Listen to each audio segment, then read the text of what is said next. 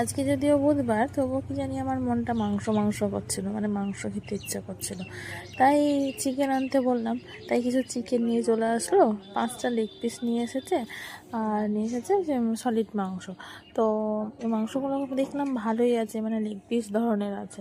তো আমি ভাবলাম এগুলো তো চিকেন কষা রান্না না করে একটু চিকেনের অন্য তাই মাংসগুলোকে প্রথমে একটু করে কেটে নিয়ে তাতে লবণ, হলুদ, লঙ্কা গুঁড়ো, জিরে বাটা, আদা বাটা, রসুন বাটা, তারপর পেঁয়াজ কুচি, মানে পেঁয়াজগুলোকে থেতো করে নিয়েছিলাম সেগুলোই দিয়ে একটু কাঁচা লঙ্কা বাটা দিয়ে দিলাম।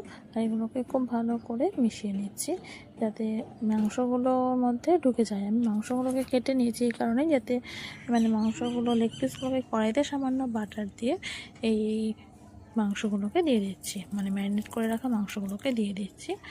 আর ম্যারিনেট করা মাংসগুলোর দেওয়ার পরে যে বাকি যে জলটা অর্থাৎ গ্রেভিটা ছিল ওটাও আমি দিয়ে দিলাম।